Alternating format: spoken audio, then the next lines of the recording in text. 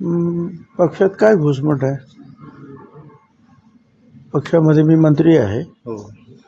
माझ्या विरुद्ध कोणी काही अजून तरी काही बोललेलं नाही. मी जे काही करतो त्याबद्दल अजितदादाने सुद्धा सांगितलं की बा ते ओबीसीचं काम करतात, त्यांना तो हक्क आहे त्यांच्या समाजाबद्दल. तुम्ही तुमच्या समाजाबद्दल बोलता, ते त्या समाजाबद्दल बोलतायत. त्यामुळे काय घुसमट काय आहे? संजय गायकवाडांनी काल टीका करताना अतिशय कमरेखालची भाषा वापरलेली आहे की ज्या आपण असं बोलू शकत नाही आपल्यावर टीका करताना. हो, मी पण ते ऐकलं सुद्धा, वाचलं सुद्धा. ठीक आहे, थोडं वाईट वाटलं. संजय गायकवाड, माझा राजीनामा मागण्याचा अधिकार सर्वसामान्य माणसाला सुद्धा आहे, तो आमदारांना सुद्धा आहे. त्याबद्दल माझं काहीही म्हणणं नाही. परंतु ती भाषा त्यांनी जी वापरली ती काही बरोबर नाही. मला असं वाटतं ते म्हणजे आताही शिवसेनेचे आहे, म्हणजे पूर्वी शिवसेनेतच असणार.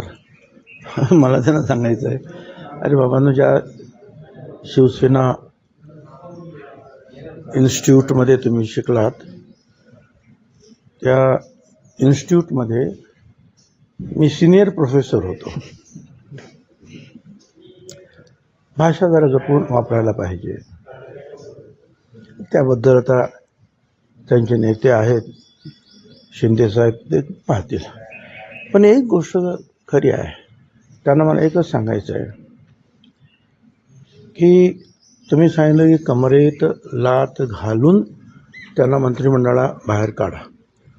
मला मंत्रिमंडळा बाहेर काढायचं, घ्यायचं, ठेवायचं हा सर्वस्वी मुख्यमंत्र्यांचा अधिकार आहे, तो मला मान्यच आहे. दुसरी जी गोष्ट जी आहे कमरेत लात घालणं, मला असं वाटतं ते काय ते तसं करणार नाही. कारण त्यांनाही कल्पना आहे, त्यांचे जे गुरु आहेत आनंद दिघे आणि त्यांच्यावर परत मोदा जोशी म्हणजे माझे आमदार, त्या सगळ्यांचा नेता म्हणून मी काम करत होतो. त्यामुळे त्यांनाही कल्पना आहे की अशी लात बीत घालणं किंवा अशा प्रकारची भाषा करणं हे योग्य नाही, हे त्यांना निश्चितपणे समजतं. बाकी मंत्रिमंडळाचा बाहेर ते कधी मला काढू शकतो, त्याच्याबद्दल दुःख वाटण्याचं काही कारण नाही. साहेब, बाब केलेलं आहे की आपल्याला भाजपकडून राष्ट्रीय नेता ओबीसींचा बनवण्याची तयारी सुरू आहे, कसं बघताय या ट्विटकडे? अरे मला अजून काहीच माहिती नाही, त्यांना कसं काही माहिती झालं काय मला माहीत नाही आहे. आणि मला काही कुठल्याही पदाची काय मोठी हौस नाही आहे. ओबीसीच्या बाबतीमध्ये मी आज नाही, गेली 35 वर्ष तुम्हाला सगळ्यांना माहिती आहे की मी काम करतो आहे. आणि पार रामलीला मैदान, हरियाणा, पटना, जयपूर सगळीकडे मोठ्या मोठ्या रॅलीजसुद्धा झाल्या. त्यामुळे आता नवीन काहीतरी बनावं अशी काही मला ही अपेक्षा नाही आहे. आणि त्यांनाही काय माहिती कुठून मिळाली आणि काय त्या म्हणाल्या, मला काय कल्पना आणि का म्हणाल्या त्या. पण ठीक आहे, आता त्या म्हणाल्या तर असलं काहीही प्रपोजल माझ्याकडे नाही. आणि ओबीसीचं काम तर मी आहे देशभर करतच आहे, आणखी नवीन काय होणार पक्षात मला नाही काही कल्पना. मला अजिबात माझ्यासाठी न्यूज आहे, तुम्ही सांगता ती बातमी आहे, मला त्याची काहीही कल्पना नाही. तर त्यांची काही चर्चा झाली असेल तर ती अजितदादांबरोबर झाली असेल किंवा आणखीन तटकरेंबरोबर झाली असेल. 10 तारखेपासून जरांगे पुन्हा एकदा आंदोलनाला सुरुवात करणार आहेत. तुमचं म्हणणं सरसकट जेवढे गुन्हे तेवढे मागे घ्यावे. काही नाही, ते होऊ शकतं. ते उपोषणाला बसले की ताबडतोब त्याच्या अगोदर आमचे निर्णय तयार असतात, जे तयार असतात. आणि यापुढे ते सतत बसतच राहतील. एक झालं का एक झालं का एक. मग शिक्षणामध्ये कशी क्रांती करायला पाहिजे त्यासाठी सुद्धा ते बसतील. इन्फ्रास्ट्रक्चर कसं निर्माण केलं पाहिजे महाराष्ट्रामध्ये त्यासाठी ते उपोषणावर बसतील. शेतकऱ्यांच्या प्रश्नावर बसू शकतात, महिलांच्या प्रश्नावर बसू शकतात. लोकशाही आहे आणि ते आता मोठे नेते आहेत. त्यांनी तर काल प्रधानमंत्र्यांकडे मागणीसुद्धा केली होती की बजेटमधून मला आरक्षण द्या.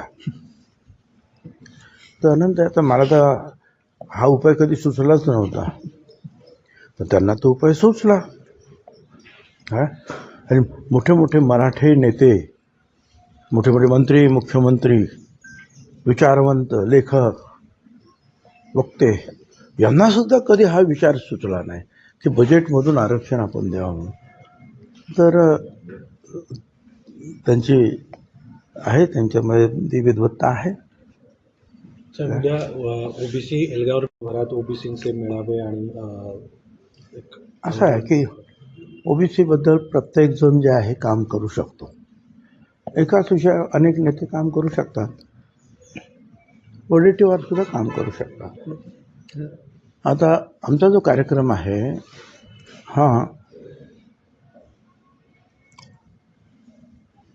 3 तारखेला म्हणजे मला वाटतं उद्या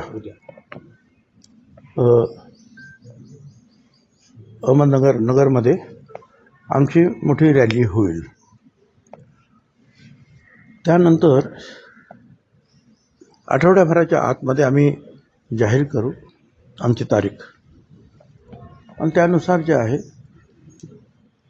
मराठवाड्यामधला रूट जो आहे आणि पुढे कसं काय जायचं आहे त्याची सगळी माहिती, ती जी काही कमिटी आम्ही निर्माण केली होती वेगवेगळे संघटना आणि पक्ष यांची,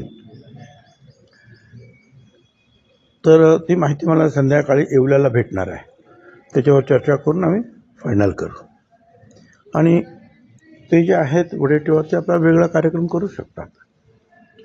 साहेब, जितेंद्र आव्हाडांनी एक ट्विट केलं आता की ते ऐकून वाचून वाईट वाटलं. पवारसाहेब भुजबळ साहेबांना सन्मानाने वागवायचे, मात्र आता जे होत आहे ती शोकांतिका आहे.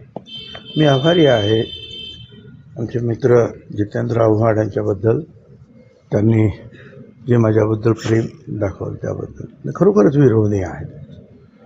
आता याच्यामध्ये अशा अनेक काही लोकांना तेवढी जाण नसते, कसं बोलावं कसं बोलू नये. काही लोकांना नसते, म्हणजे नुसतं कमरेत लाच घालणार, पण त्याच्या पलीकडे जे आहेत, मला असं वाटतं तुमच्या अनेक चॅनलवरून त्या कुठला तरी एक दुसरा एक चंद्रेश का काहीतरी नाव आहे कल्याण दुर्गेश काय, आणि त्याचं आणि त्या आमदार संजय गायकवाडचं जे काहीतरी संभाषण ते मी पाहिलं, आणि त्याच्यामध्ये भयंकर वाईट शिव्या देण्याचा कार्यक्रम त्यांनी केला. तर मी त्यांचं काय वाकडं केलं मला काही समजत नाही. मी कधी त्यांना काही बोललो नाही, भेटलो नाही.